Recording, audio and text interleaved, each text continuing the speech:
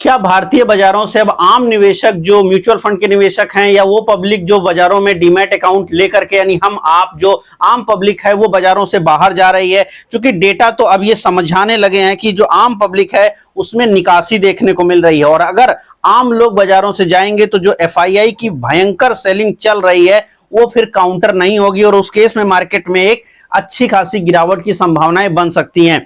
DII pressure में आ जाएंगे, यानी म्यूचुअल फंड वाले प्रेशर में आएंगे और उनको माल बेचना ही पड़ेगा। समझने की कोशिश करेंगे कि आखिर ये सब बातें क्यों हो रही हैं, क्या डेटा बन रहे हैं, क्यों ये आउटफ्लो की बातें चल रही हैं। हर एक पहलू में आपको इस वीडियो में रखने की कोशिश करूंगा, लेकिन अगर आप चैनल पे पहली बार हैं तो सब्सक्राइब जरूर कीजिएगा। नमस्कार, मेरा नाम है अतुल वर्मा, और जैसे मैंने कहा कि जो डेटा हमारे सामने है, डेटा हमारे सामने किसके हैं? तो डेटा हमारे सामने इंफी के हैं, जो ये बताता है कि मार्केट में एक बड़ा आउटफ्लो शुरू हुआ है, मनी कम आना शुरू हुआ है, अलग अलग चीजें। तो इनफ्लो और आउटफ्लो दोनों बातों पर ध्यान रखिएगा। लेकिन अगर हम सबसे पहले इस चीज को देखें तो जो बड़ी चीज है वो आपको ये दिखाई पड़ रही है कि 22,900 करोड़ रुपए, यानी तकरीबन 40%, बहुत बड़ा नंबर है, तकरीबन 40% की जो है मंथ वाइज कमी देखने को मिल रही है, यानी मंथ टू मंथ इनफ्लो में कमी। इनफ्लो है, मैं ये नहीं कह रहा हूं ये आउटफ्लो हो रहा है, अभी भी पैसे आ रहे हैं मार्केट में, लेकिन उसकी रफ्तार में भारी कमी देखने को मिल रही है। लेकिन ऐसा नहीं है कि हर जगह इनफ्लो है, कई जगहों पर आउटफ्लो आ गया है। पहला नंबर का जो आउटफ्लो आया है वो आपको डेट म्यूचुअल फंड्स में और गोल्ड ईटीएफ में देखने को मिल रहा है। गोल्ड ईटीएफ में भारी आउटफ्लो और डेट म्यूचुअल फंड में भारी आउटफ्लो दिख रहा है। अगर हम डेटा को थोड़ा सा और समझें तो मैं आपको दिखाता हूं डेप्ट को। ये डेटा मैंने आपको 1-2 दिन पहले भी दिखाया था, म्यूचुअल फंड का डेटा जो आपको दिखाई पड़ रहा होगा यहाँ पर एमएफ कैश में, यहाँ पर एमएफ डेप्ट नेट परचेज या सेल्स का आंकड़ा दिखाई पड़ रहा है। चार्ट को मैं थोड़ा और बड़ा कर दे रहा हूं तो आपको ये साफ दिखाई पड़ रहा होगा। साफ दिख रहा है कि पिछले कुछ सालों से यहां पर अगर आप देखोगे तो ये लगातार सेलिंग में जा रहा है। माफ कीजिएगा, साल मैंने बोला, कुछ महीनों से अगर आप देखेंगे, ये मंथ आपके डेटा मैं आपको दिखा रहा हूं, तो यहाँ पे पिछले सालों से भी डेटा माइनस का है डेप्ट का, लेकिन मंथ वाइज अब ये डेटा मंथ वाइज और साल वाइज दोनों में निगेटिव हो गया, यानी ईयर ऑन ईयर भी निगेटिव है। मैं एक बार आपको फिर से दिखा देता हूं। तो ये ईयर ऑन ईयर का डेटा है, हम इसको अगर मंथ ऑन मंथ करेंगे तो भी ये डेटा जो है निगेटिव ही शो कर रहा है। तो ये मंथ ऑन मंथ और ईयर ऑन ईयर दोनों पर आपको ये डेटा जो है निगेटिव है। यहां पर अब आपको मंथ ऑन मंथ का डेप्ट डेटा दिखाई पड़ रहा है, डेप्ट का मंथ ऑन मंथ डेटा भी, यानी हर महीने का नंबर आप देखिए डेप्ट में, हर महीने डेप्ट म्यूचुअल फंड से इस समय डीआईआई सेलिंग कर रहे हैं, मजबूर हैं, क्योंकि डेप्ट म्यूचुअल फंड में पैसे नहीं आ रहे हैं, तो महीने दर महीने भी वो बेच रहे हैं। लेकिन अगर आप इसको साल दर साल देखेंगे तो ये साल दर साल भी डेप्ट म्यूचुअल फंड में पैसे निकल रहे हैं। तो जो सबसे बड़ा सेलिंग आई है वो डेप्ट म्यूचुअल फंड से देखने को मिल रही है। अब दूसरा नंबर पे जो आता है वो आता है गोल्ड ईटीएफ्स। यहां पर भारी सेलिंग देखने को मिल रही है और यहां पर से भी काफी पैसा निकला है। यहां पर आउटफ्लो की स्थिति है, टोटल निकासी जो हुई है वो तकरीबन $2.71 बिलियन का है। बड़ा अमाउंट है, बिलियन डॉलर में आपको यहां पर काफी बड़ा नंबर जो है गोल्ड ईटीएफ से निकलता हुआ दिखाई पड़ रहा है। ऐसा नहीं है कि लोग गोल्ड ईटीएफ में मान रहे हैं कि गोल्ड ईटीएफ बेकार हो चुका है, लेकिन जिस तरह से नियम बदले हैं, गोल्ड प्राइसेज नीचे की तरफ गई हैं। और आपको ध्यान होगा, इसी चैनल पर एक वीडियो मैंने किया था, करीब 1.5 महीना हो गया होगा, जब एचडीएफसी ने शुरुआती तौर पर एचडीएफसी ने अपने गोल्ड ईटीएफ में यह बोला था कि हमारे गोल्ड ईटीएफ में अब हम जो है अलग अलग कंपोनेंट रखेंगे, यानी 100% उसको हम गोल्ड के साथ बैक नहीं करेंगे। तब से उन ईटीएफ में भी कमी देखने को मिली है, क्योंकि गोल्ड ईटीएफ आप लेते ही हैं, गोल्ड के लिए लेते हैं, लेकिन अगर वहां पे गोल्ड पूरी तरह से नहीं है, कुछ और चीजें डाली गई हैं, गोल्ड का एफएनओ डाला गया है या बाकी चीजें, तो आपका भरोसा कम होता है, और वो अब दिखने लगा है। साथ में अभी 2-3 दिन पहले की खबर है, अगर ध्यान हो आपको, तो आईसीआईसीआई बैंक, आईसीआईसीआई सिक्योरिटीज ने बोला कि हम अब जो है अपना गोल्ड जो ईटीएफ है उसको फिलहाल के लिए पॉज पे ले जा रहे हैं, यानी नया फ्लो वो नहीं ले रहे हैं। कारण उसका साफ दिख रहा है कि लगातार यहां पर आपका इनफ्लो घट रहा है, निवेश घट रहा है, और जब निवेश घट रहा है तो जाहिर सी बात है कि कोई भी इसमें आने की तैयारी नहीं कर रहा है। तो गोल्ड में कमी देखने को मिल रही है। तो एक तो यहां से काफी बड़ा पैसा निकला है, 2.1 बिलियन का जो है यहां पर घटा है, और 17% का जो है इनफ्लो यहां पे कम हो गया है। तो मतलब कहने का गोल्ड से निकला है, डेप्ट से तो काफी बड़ा पैसा डेप्ट से भी निकला है। डेप्ट से कितना पैसा निकला है? तो अगर आप डेप्ट का नंबर देखेंगे तो डेप्ट से तकरीबन 1 लाख करोड़ के आसपास अगर आप देखें तो डेप्ट म्यूचुअल फंड से तकरीबन 96,994 करोड़ रुपए निकले हैं डेप्ट म्यूचुअल फंड से। अब इसके बाद अगर आप हाइब्रिड फंड देखें तो वहां पे 10,000 करोड़ के आसपास आए हैं, और जो म्यूचुअल फंड्स हैं इक्विटी वाले वहां पर 22,900 करोड़ आए हैं, जो कि पिछले हफ्ते के दौरान, पिछले महीने के दौरान से करीब 40% का यहां पर डाउन हुआ है। साथ में अगर आप और चीजें देखिए यहां पर तो आपको दिखाई पड़ेगा कि लार्ज कैप का जो इनफ्लो था, लार्ज कैप का इनफ्लो अब काफी कम हो चुका है। लार्ज कैप में जहां पर करीब पिछली बार लार्ज थोड़ा सा बढ़ा है, लेकिन 2500 करोड़ से 3200 करोड़ पर ही गया है। लेकिन जो मिड कैप है, जो कि सबसे ज्यादा पैसा जनरली इसी कैप में आता है, वहां पर जो 6,000 करोड़ रुपया हर महीने आ रहा था 6500 करोड़, अब वो घट करके मात्र 4300 करोड़ बन गया है। मई में जो एसआईपी इनफ्लो है उसमें कमी देखने को मिल रही है, 30,000 करोड़ के आसपास आ चुका है। मैंने जैसे कहा ईएलएस स्कीम तो अब बिल्कुल फेल हो चुकी है। जो इक्विटी लिंक सेविंग स्कीम हुआ करती थी 2022 के बाद बजट में जैसे संशोधन किए गए, नियमों को बदला गया और अब ये स्कीम पूरी तरह से खत्म है। तो यहां पर जो आउटफ्लो है वो अब वापस, हर आउटफ्लो याद रखिएगा पैसा निकासी की तरफ है, आउटफ्लो है। तो 568 करोड़ पिछले महीने गया, इस महीने 651 करोड़ और निकल गए। तो यहां पर भी निकल रहा है। लिक्विड फंड जो है जहां पर तकरीबन 1,65,000 करोड़ का इनफ्लो था पिछले महीने में, इस महीने वो घट करके मात्र, ये बहुत बड़ा नंबर है, 1,65,000 करोड़ का इनफ्लो था और वो घट करके अब केवल 29,000 करोड़ बच गया। 1,65,000 करोड़ का इनफ्लो घट करके मात्र 29,680 करोड़ है। ये काफी नंबर आपको घटाता हुआ दिखता है, यानी काफी छोटा हुआ है नंबर, काफी लोगों ने वहां से निकाला है। तो और कारपोरेट बॉन्ड्स यानी जो कंपनियों के बॉन्ड होते हैं, अगर आप वो भी देखेंगे तो कंपनियों के बॉन्ड में तकरीबन जो है 61,696 नहीं, आपको 62,000 कर लीजिए, तो 6200 करोड़ से वो वहां पर आउटफ्लो बढ़ गया है।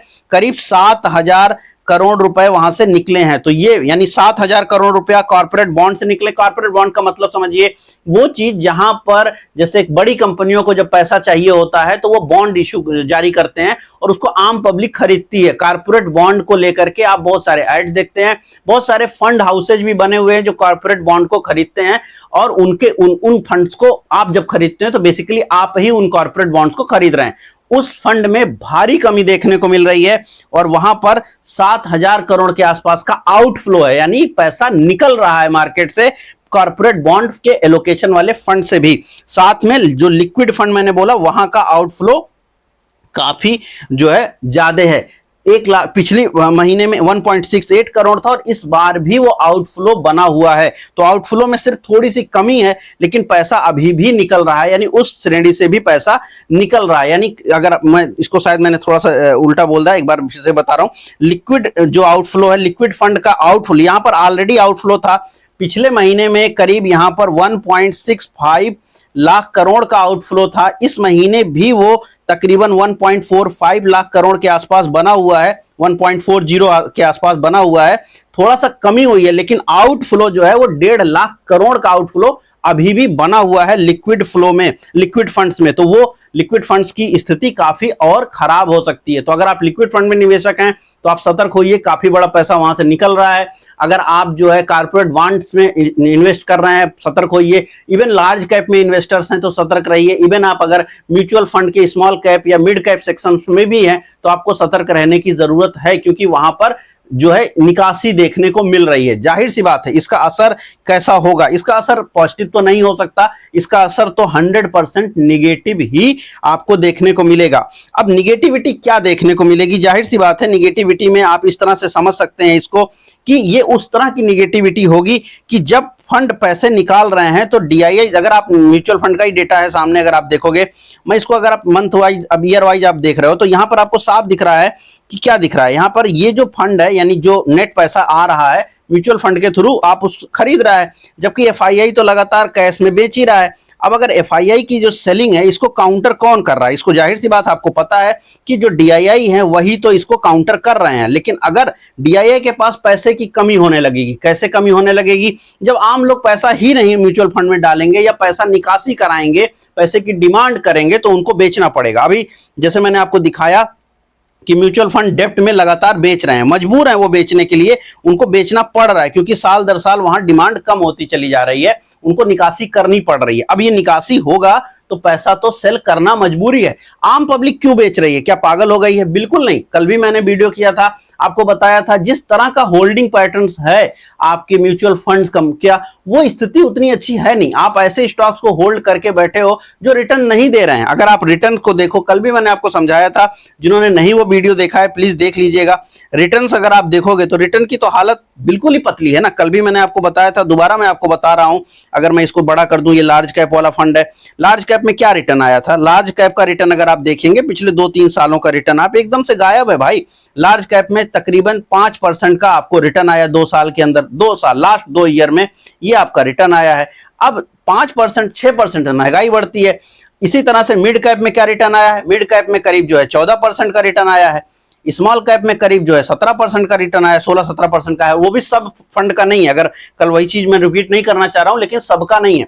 मतलब कहने का ये है, इवन जो आपके लिक्विड फंड्स हैं उनकी भी स्थिति खराब ही रही है। तो बहुत सारे फंड, चाहे आप जिसको भी देख लो, हाइब्रिड, फ्लेक्सी, कुछ भी देख लो। अब जैसे ये फ्लेक्सी है, 2 साल का रिटर्न क्या है? 2 साल का फ्लेक्सी कैप का रिटर्न है 6% का रिटर्न है। फ्लेक्सी कैप में मात्र 6% का रिटर्न। कोई फ्लेक्सी कैप क्यों लेता है? ताकि आप फ्लेक्स करो, जरूरत पड़े तो गोल्ड में डाल दो, जरूरत पड़े तो मिड कैप में डाल दो, सब में डाल दो, आप चेंज करो। अच्छा, किसी ने कल कमेंट में कहा था कि जो फंड होते हैं वो बायर, वो बधे होते हैं, उनको जो है वो किसी छोटे कम मतलब मिड कैप में वो लार्ज कैप वाली चीजें नहीं खरीद सकते। मैं आपको एक चीज दिखाता हूं, फिर आपको समझ आएगा ऐसा कि ऐसा नहीं है। मिड कैप में जो है कितना परसेंटेज होल्ड करते हैं, सब में वो अलग अलग। जैसे ये देखिएगा, ये आपका मिड कैप फंड का है, ठीक है, मिड कैप फंड है ये। मिड कैप फंड वाले ऐसा नहीं है कि ये मिड कैप की डेटा है। मिड कैप फंड वाले ऐसा नहीं है कि वो सिर्फ और सिर्फ जो है वही होल्ड करते हैं। वैसे 10% का रिटर्न है 2 साल का, रिटर्न तो कुछ है नहीं, लेकिन अगर आप देखो तो इनमें परसेंटेज भी हमने निकाला हुआ है। कल मैंने ये नहीं डिटेल किया था, जानबूझ के इसकी जरूरत नहीं थी। तो मिड कैप फंड भी लार्ज कैप्स के शेयर होल्ड करते हैं। बहुत सारे फंड अलग अलग हैं, लेकिन कुछ फंड आप देखिए 30% तक आराम से होल्ड करते हैं।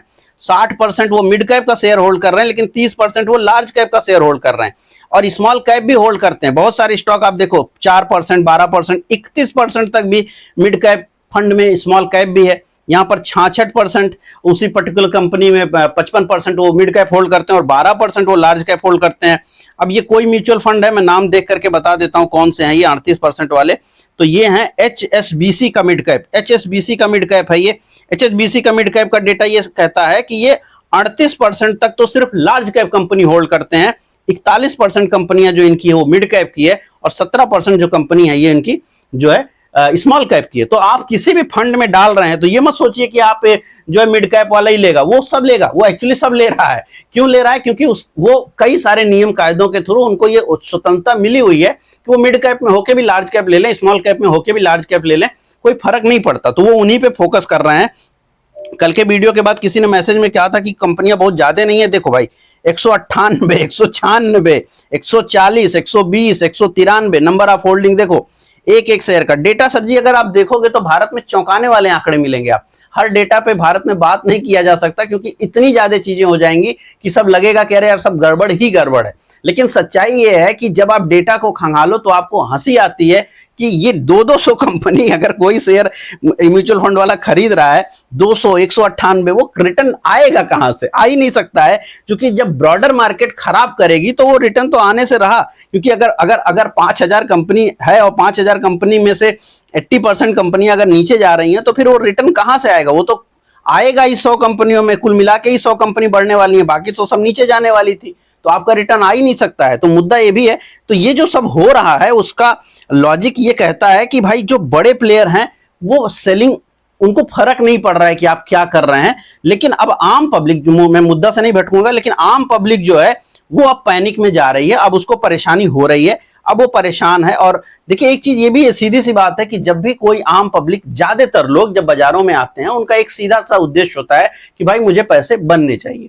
आम पब्लिक 500 रुपया में म्यूचुअल फंड करने वाले से अगर ये मार्केट उम्मीद करता है कि उसकी रिस्क एपिटाइट बहुत ज्यादा है तो ये गलत बात है। 1000 रुपया, 2000 रुपया, 5000 रुपया जो लोग पैसे डालते हैं वो हमेशा से जाहिर सी बात है अपनी रोजी रोटी से बचा के पैसा ही म्यूचुअल फंड में डाल रहे हैं। और अगर उनको वहां रिटर्न नहीं मिलेगा 2-3 साल तो ये पैनिक सिचुएशन आएगी। बाजारों का जो, अगर आप पुराने हिस्ट्री उठा के दीजिए, इवन अमेरिकन स्टॉक मार्केट को भी देखिएगा, तो मार्केट में 3 से 4 साल में अगर रिटर्न नहीं आता 3 से 4 साल में, तो काफी सारे लोग बाजारों से बाहर होने लग जाते हैं, वो एग्जिट करते हैं, क्योंकि उनको फिर वो पेशेंस नहीं होता कि वो होल्ड करें। ये जो एग्जिट करते हैं यानी वो परेशानी में एग्जिट करते हैं, लेकिन इसका असर क्या होता है मार्केट के ऊपर, इसका असर बुरा होता है। मार्केट इसके नाते क्या करती है, गिरने लग जाती है। क्रैश वर्ड कहना सही नहीं है, लेकिन हाँ ये कह सकते हैं कि वो एक फॉलिंग मार्केट तो बनी जाएगी, जैसी हमारी मार्केट फिलहाल बनी हुई है कि हम धीरे धीरे करके स्लाइड हो रहे हैं। अब मुद्दा यह है कि इस समय करंटली, अब अगर हम आज बात कर रहे हैं तो आज क्या भारतीयों के पास, जो लोग 10 लाख रुपए तक निवेश कर रहे हैं, उनके पास विदेश में पैसा डालने की जगह है? बिल्कुल, वो विदेश में निवेश कर सकते हैं। तो अगर विदेश में ज्यादा अच्छी अपॉर्चुनिटी मिल रही है, इवन इतनी खराब हालचाल के बावजूद भी वर्ल्ड मार्केट तो अच्छा कर रहा है, तो वहां पैसे डाल सकते हैं। वो नैस्डैक में डाल सकते हैं, वो जापान में डाल सकते हैं, वो मतलब वो ताइवान में डाल सकते हैं, बहुत सारी जगहों पे पैसे डाल सकते हैं। 10 लाख रुपए तक तो कोई टीसीएस भी इस पे नहीं लगता है, किसी और दिन डिटेल करूंगा, लेकिन इसके ऊपर कोई टीसीएस भी नहीं है, तो 10 लाख रुपए तक तो वो लेके जा सकते हैं। बहुत सारे ऐप आ गए हैं, उसके थ्रू वो पैसा जा रहा है, ये भी कारण रहा होगा यहाँ सेलिंग का। प्लस इंडियन मार्केट जो है अंडर परफॉर्म कर रही है, पूरे दुनिया की मार्केट को हम इस समय करंटली अंडर परफॉर्म कर रहे हैं। भारतीय बाजार दुनिया में काफी खराब मार्केट में से एक है। मैंने इस पे वीडियो बनाया था, अगर आपने नहीं देखा तो मैं डिस्क्रिप्शन में लिंक डाल दूंगा, देख लीजिएगा। हम लगभग दुनिया को अंडर परफॉर्म कर रहे हैं। जब हम अंडर परफॉर्म करेंगे, जब विदेश में पैसा डालने की हमें थोड़ी सी मौका मिलेगा, और इसमें कोई गलती नहीं है, लेकिन आम पब्लिक तो जाहिर सी बात है फिर उन जगहों पर जाएगा, उसमें गलती क्या है? उसको जाने की स्वतंत्रता मिलनी चाहिए, ये पैसा और भी डालने की स्वतंत्रता मिलनी चाहिए, इवन ट्रेड करने की स्वतंत्रता मिलनी चाहिए, क्योंकि मार्केट हमारी उतना अच्छा परफॉर्म नहीं कर रही। अगर हम बाहर से पैसा कमा करके आएंगे अपने देश में, तो हम अपने देश के रुपए को मजबूत बनाएंगे, अपने देश को मजबूत बनाएंगे, ये तो अच्छी चीज है। तो निवेशक कहीं भी जाए, ट्रेडर कहीं भी जाए, अगर कमा के अपने देश में लाएगा पैसा, तो वो तो देश को, जाहिर सी बात है, देश का बेनिफिट करता है। तो ये तो स्वतंत्रता और मिलनी चाहिए, लेकिन मुद्दा ये है कि इसके नाते आपको इंडिया में सेलिंग भी मिलेगी। और चूंकि प्रॉफिट नहीं बन रहा है, चूंकि मार्केट में पैसा नहीं बन रहा है, तो मार्केट से एक हतोत्साहित हो रहे हैं लोग, और वो जो हतोत्साहन है, यानी वो जो दुख है, वो अब दिखने लगा है डेटा में, और वो सेलिंग प्रेशर जो है बना हुआ है। यद्यपि सब कुछ यहाँ निगेटिव नहीं है, मार्केट कोशिश कर रही है, सरकारें, आरबीआई सब कोशिश कर रहे हैं, लेकिन क्या वो उस फॉल को रोक पाएंगे? ये तब तक संभव नहीं होगा जब तक सच में कोई कंक्रीट फैसले नहीं होंगे, जब तक कि सच में ये नहीं दिखेगा कि यार सेंटीमेंट बढ़ रहा है और लोग अब बाजार में पैसा डालें, ताकि जो है पैसा आए। क्योंकि चाहे आप म्यूचुअल फंड लीजिए, और चाहे आप पोर्टफोलियो बनाइए, या चाहे जो भी करिए, मार्केट में हर आदमी पैसा कमाने आया है, और जब बाजार पैसे नहीं देगी तो 2-3 साल के बाद मार्केट से लोग एग्जिट करेंगे।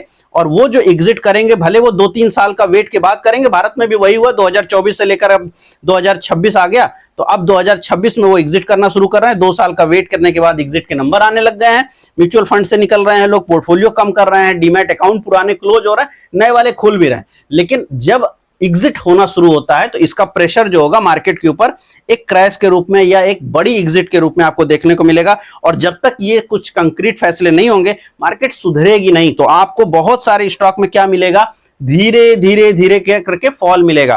तो अभी जो मैंने कहा, कुछ ही एक बाजार, इसी बाजार में अगर आप देखो तो 80% स्टॉक नहीं चल रहे हैं, 20% स्टॉक हैं जो थोड़ा थोड़ा करके बढ़ते हैं।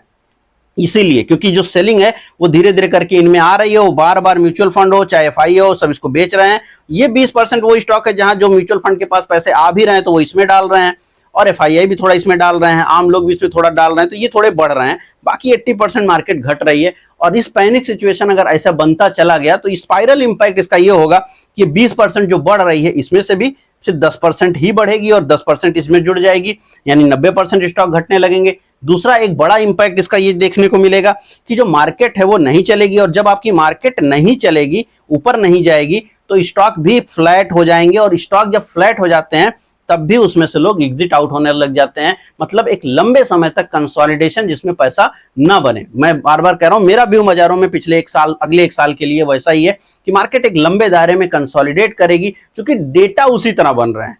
आप पूरी तरह से क्रैश नहीं करेंगे। क्यों नहीं करेंगे? क्योंकि कहीं ना कहीं से सपोर्ट आएगा, कहीं ना कहीं से गवर्नमेंट, बाकी लोग कोशिश करते हैं और उसको संभालते हैं।